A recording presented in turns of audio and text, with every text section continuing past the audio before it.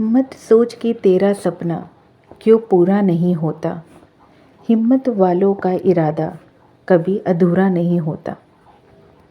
जिस इंसान के कर्म अच्छे होते हैं उसके जीवन में कभी अंधेरा नहीं होता। जी हाँ दोस्तों, बिल्कुल ऐसा ही है ना। हम औरतों का भी जीवन लगभग लगभग हम हमेशा हर रोज़ किसी न किसी नई परेशानी से, घर को संभालने से रिलेटेड हो या बच्चों की अच्छी परवरिश से रिलेटेड हो, अच्छी बीवी साबित होने की क्यों ना कोशिश कर रहे हो, मतलब हर एक रिश्ता जो है वो कुछ न कुछ हमेशा हमसे साबित करवाने पे तुला ही रहता है। हमें अच्छी माँ भी बनना है, हमें अच्छी पत्नी भी बनना है, एक अच्छी बेटी भी बनना है और सबसे ज़्यादा ज़रूरी एक अच्छा इंसान भी बनना है। बस इसी कोशिशों में हम इंसान जो हैं हमेशा जूझते ही रहते हैं। पर याद रखिए, करिए हमेशा वही जो आपको खुश रखे।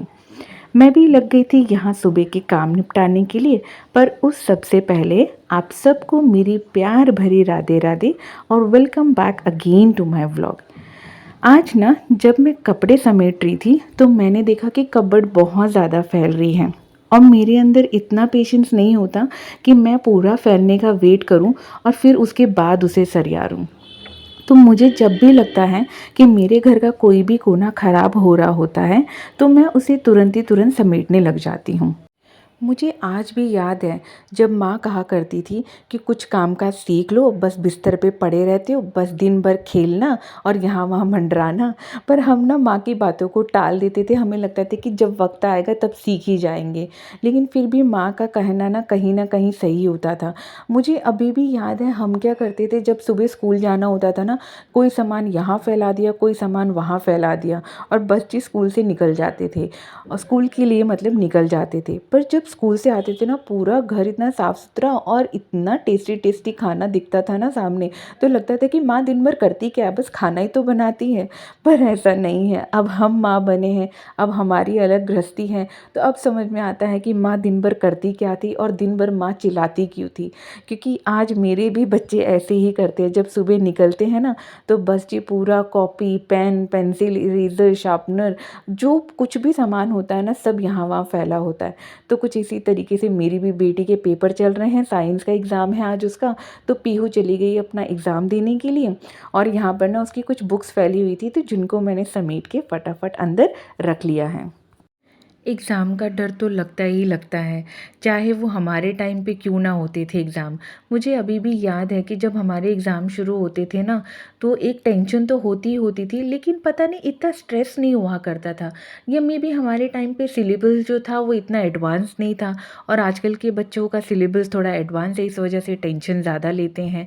तो ना मुझे ऐसा लगता है कि हमने ज़्यादा इंजॉय किया है अपना बचपन एज़ कम्पेयर टू हमारे बच्चे जो अब जो है ना, मतलब पढ़ाई पढ़ाई दिन भर, या तो दिन भर घरों के अंदर पैक होकर रह जाते हैं। जैसे हम क्या करते थे जब स्कूल से आते थे ना, बस माँ के हाथ का खाना खाते थे, जो स्वाद होता था ना माँ के हाथ का खाना, मतलब उस समय तो लगता था ना हाँ माँ ने ये बनाया खा लो बस, क्योंकि भूख इतनी लगी रहती थी ना।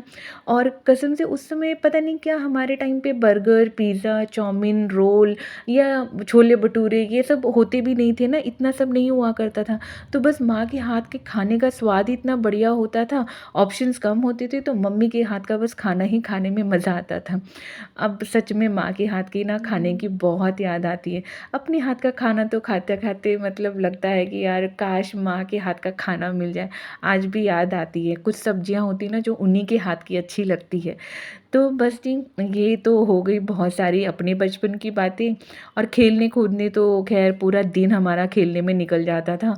पूरे दिन मतलब जैसे ही मतलब पेपरों की तैयारी करी हमने 6 बजे तक, उसके बाद बस जी हम निकल पड़ते थे खेलने के लिए। और टाइमिंग सबका एक जैसा रहता था कि 6 बज गए तो अब खेलना है, चलो सब मिलते हैं एक साथ।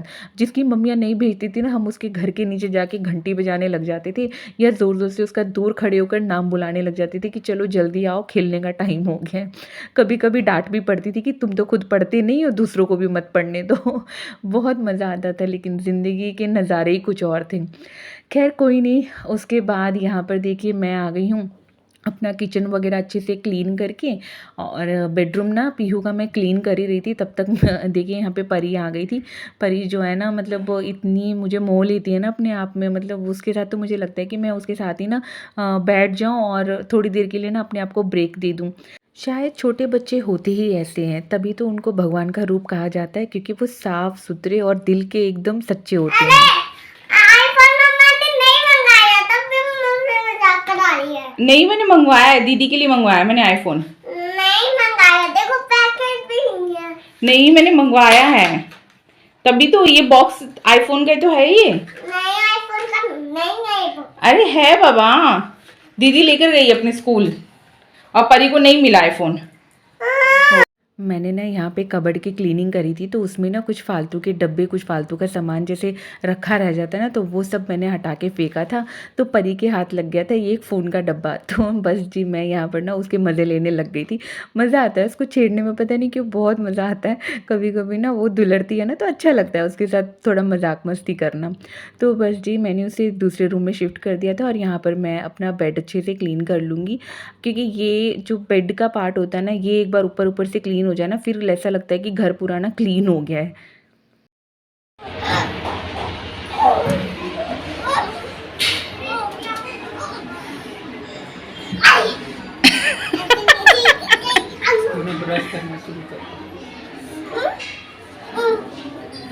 अच्छा, ऐसे ऐसे करते हैं पुशअप? ऐसे किसने सिखाया आपको? मैंने खुद सीखा, मेरी पढ़ाई में सीखा। अच्छा, मेरी मैम ने सिखाया। ये मुंडी ऐसे डालना किसने सिखाया आपको? पापा। एक बार निकाल के दोबारा डालना, तो ऐसे करके डालना है, फिर सीधा निकालो, फिर से निकालना मुंडी।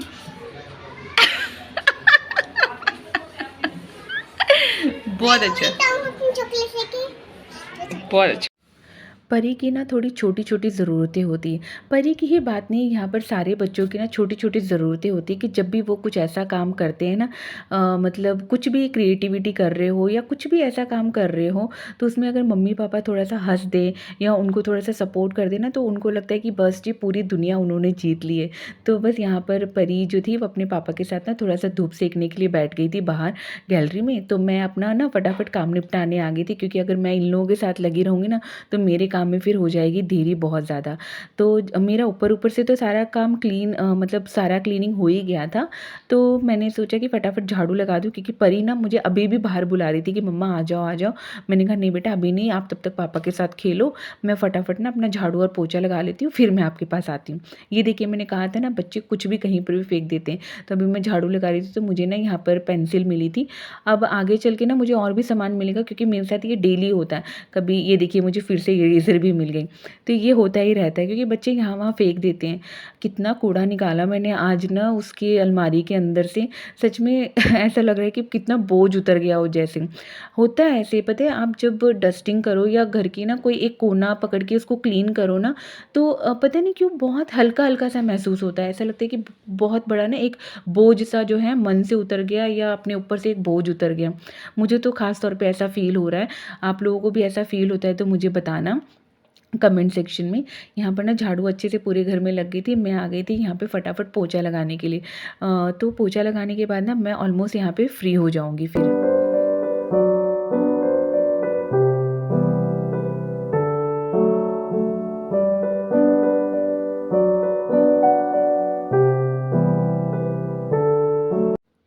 हॉल अच्छे से क्लीन हो गया है। मैंने ना आगे पंखा ऑन कर दिया है, पता नहीं क्यों थोड़ी थोड़ी सी गर्मी होने लग गई, शायद मार्च का महीना आ गया। अब ना स्वेटर भी पहनने की ना कुछ खास इच्छा से नहीं होती है, गर्मी से लगने लगती है। अब काम करते करते भी मुझे इतनी गर्मी लग रही थी कि मैंने ना यहाँ का भी फ़ैन ऑन कर दिया। मुझे पता नहीं क्यों बहुत गर्मी लग रही थी। आप लोगों के साथ भी ऐसे हो रहा है?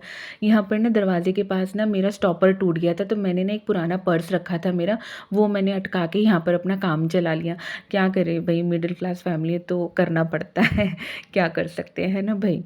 तो मैं ना सारा काम मेरा निपट गया था, मुझे इतनी गर्मी लग रही थी, सुबह के स्नान होने के बावजूद मैं दोबारा चली गई थी नहाने के लिए और मैंने अपना ना हेयर वॉश भी कर लिया क्योंकि मुझे बहुत ज़्यादा यहाँ पे गर्मी लग रही थी। बस यहाँ पे खाना जो था ना, मेरा जो सब्जी थी वो सुबह ही बन गई थी और मैंने यहाँ पर सिर्फ गरम गरम चावल बना लिए थे और जो कि मैं सबसे पहले ठाकुर जी को भोग लगा दूँगी यहाँ पे।